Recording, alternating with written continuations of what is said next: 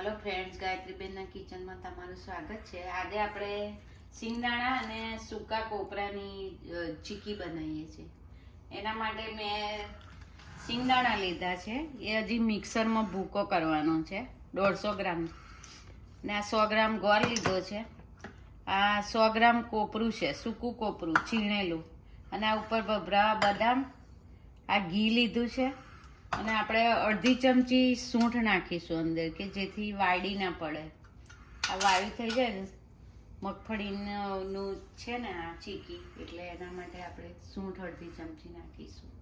હવે આપણે સૌપ્રથમ મિક્સીમાં સિંગદાણા હું ભૂકો કરું છું એના માટે।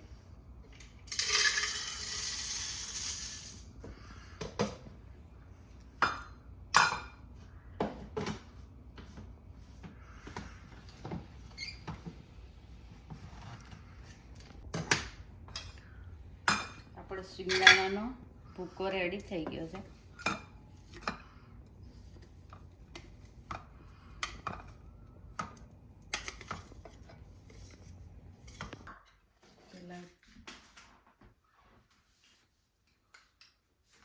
આપણે પેન મૂકી દીધી છે, ગેસ ચાલુ કરી દીધો છે।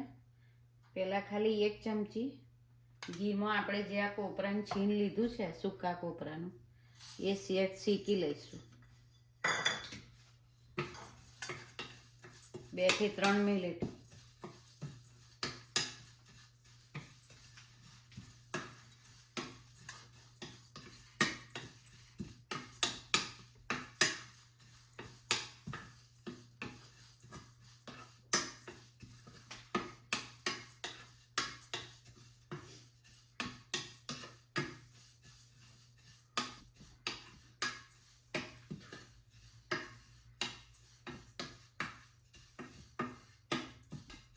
આપણી 2 થી 3 મિનિટ થઈ ગઈ છે। કોપરાનું છીણ આપણું શેકાઈ ગયું છે। હવે એને સાઈડ પર કાઢી લઈશું।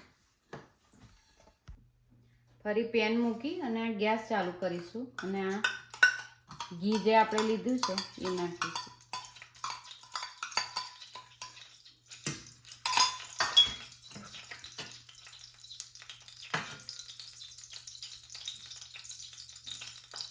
હવે આપણે જે આ ગોળ લીધો છે એ નાખીશું।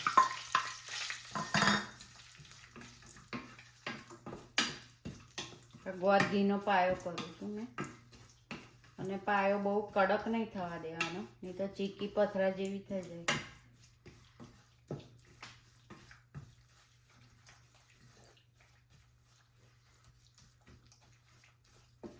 તમારે જેવું રાખવું હોય એ પ્રમાણે ગોળ લેવાનો, ગળ્યું વધારે રાખવું હોય તો વધારે લેવાનું, અને ઓછું રાખવું હોય તો ઓછું।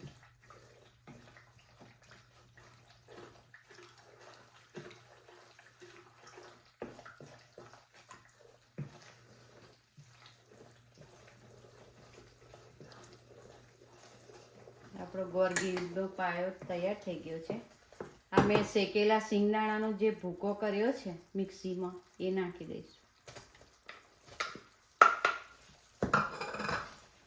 એની જોડે આપણે જે આ કોપરું શેકીને લીધું છે એ નાખી દઈશું।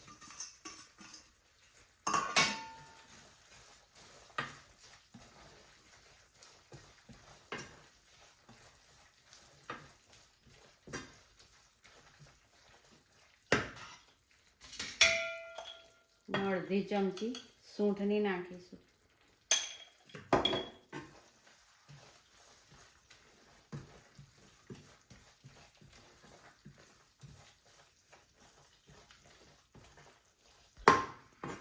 આપણી આ ચીકી રેડી છે, એને આપણે ડીશમાં કાઢીશું ઠરવા માટે।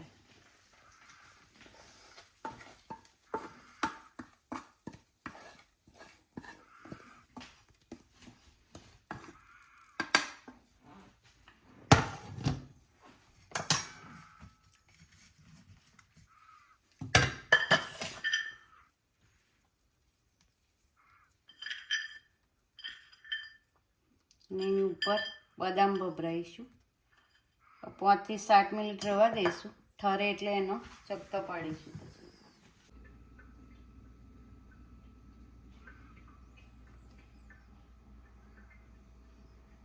આપણા રેડી છે સિંગદાણા અને કોપરાના ચીકીના લાડવા. જો તમને મારી રેસીપી પસંદ આવી હોય તો મને લાઈક કરો, શેર કરો અને સબસ્ક્રાઈબર કરો અને બેલ આઇકન દબાવવાનું ભૂલતા નહીં. જય શ્રી કૃષ્ણ, જય માતાજી, થેન્ક યુ.